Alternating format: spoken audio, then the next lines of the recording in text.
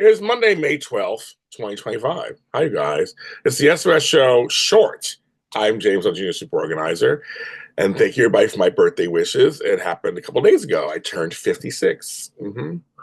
Now, one of the things that I've learned over the years, because I think it's very important, is working relationships. And sometimes not everybody's compatible. And it's not something bad. Just like it's not. Maybe your styles aren't coming together. Communication styles are coming together. Maybe you realize the job is too much for you, or maybe something that they can do themselves. Like either way, it doesn't mean anything bad. But I want to give you some advice just from someone who's been in business 16 years, who's worked in other businesses. I'm a fan of the at-will agreement. I put that in all my contracts. At will, which means at will, and it's almost always implied for most jobs that everything's at will, but have it in writing. But I always say put in there at will, not just to protect them, like if they're tired of me and they want to fire me, blah blah. Protects me too as the business person. I said again, anything come up, you're like, it's not working. You would hate to be stuck in a contract, be forced to work together when something stops working. It's easier to say, let's do this cut out clean. And when they do at will agreements, always make sure the second thing is kind of like any money's owed gets returned within 2 weeks or a month. Like you put all that in there. But the initial at will thing is great because it's like a no fault thing. It's like, okay, for whatever reason, for whatever situation, you're like, it's not working. And I'm going to terminate the situation. But like I said, but then the secondary thing, always having a clause in there, like I have to return all stuff if I choose at will, because sometimes it can happen in the middle of a session or middle.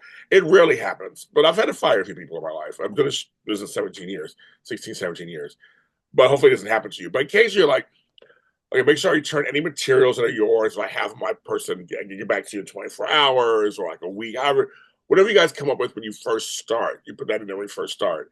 Any intellectual property, it's always yours. Put that in there somewhere if it's a digital thing.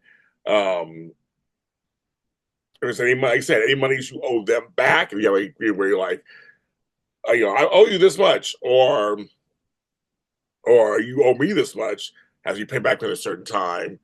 Put that all in your contract, your agreement with your clients. I've had a couple of clients where I try to vet clients before I get started. If I am a good fit for them, not just a good fit for me, but if I'm a good fit for them, I may know somebody else who's better at suiting their needs. I pass them on. Twice it's happened in my whole. I organized hundreds of people.